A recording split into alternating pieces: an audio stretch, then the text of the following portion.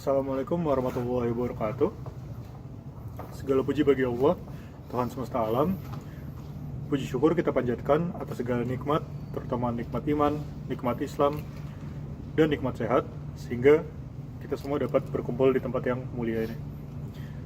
Salat dan salam semoga senantiasa tercurah kepada junjungan kita, Nabi besar Muhammad SAW, yang telah membawa kita dari zaman kegelapan menuju zaman yang terang benderang dengan cahaya Al-Quran. Hadirin yang dirahmati Allah, setiap hari kita mencari petunjuk. Kita mencari arahan untuk pekerjaan kita, panduan untuk keluarga kita, dan bimbingan untuk menjalani hidup. Manusia dengan segala keterbatasannya seringkali menciptakan panduan yang penuh dengan kesalahan, revisi, dan keraguan.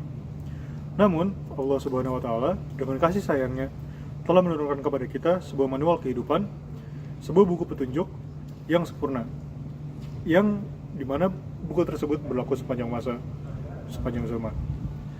Itu adalah Al-Quranul Karim. Jamaah sekalian, ketika kita membuka lembaran pertama Al-Quran, setelah surat Al-Fatihah, kita akan langsung disambut dengan surah Al-Baqarah. Di sini yang akan saya highlight adalah surat Al-Baqarah ayat kedua. Allah Subhanahu wa Ta'ala memberikan sebuah pernyataan yang sangat tegas dan fundamental. Allah berfirman, "Zalikal kitabul la raiba fih, hudal lil muttaqin." Yang artinya, kitab Al-Quran ini tidak ada keraguan padanya dan petunjuk bagi mereka yang bertakwa. Perhatikan kalimat dari la raiba fih yang berarti tidak ada dan bebas dari keraguan. Dan ini bukan sekadar klaim. Ini adalah sebuah jaminan. Dan kenapa Al-Quran berani mengklaim dirinya sebagai suatu kitab yang bebas dari keraguan?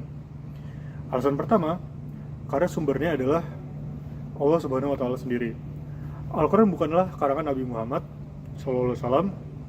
Ia adalah kalam Allah, yang berarti firman Allah yang maha mengetahui, yang ilmunya meliputi masa lalu, masa kini, dan masa depan. Berbeda dengan buku buatan manusia yang pasti ada celah. Al-Quran datang dari zat yang maha sempurna. Kedua, karena isinya adalah kebenaran mutlak. Apa yang dilakukan dari Al-Quran?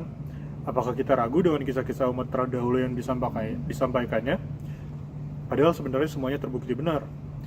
Apakah kita ragu dengan janji-janji surga dan ancaman mereka? Dan ancaman neraka?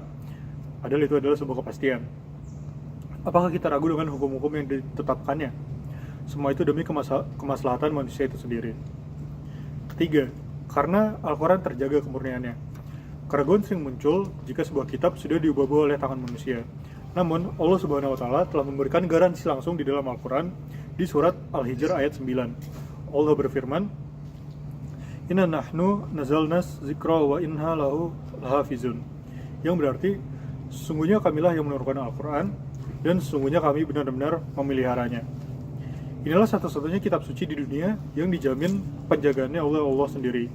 Dari generasi ke generasi, dari zaman Rasulullah hingga hari kiamat, teksnya tidak akan berubah satu huruf pun.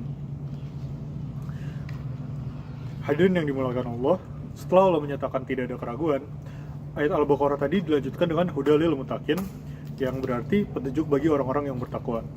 Ini adalah poin yang sangat penting.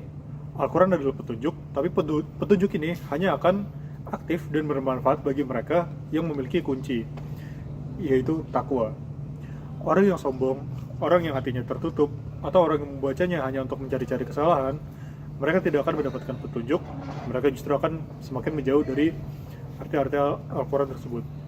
Tapi bagi orang yang bertakwa, yang datang kepada Al-Quran dengan hati yang tulus, dengan kerendahan hati untuk mencari kebenaran, maka Al-Quran akan menjadi cahaya yang akan menerangi hidupnya.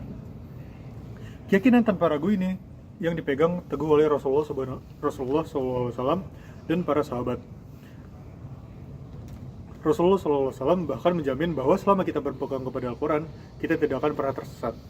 Dalam semua hadis yang diriwayatkan oleh Imam Malik, Rasulullah SAW bersabda, "Taraktu fiktum amro ini lan tadilu ma tamastaktum bihima kitabullahi wa sunnata nabiyyihi."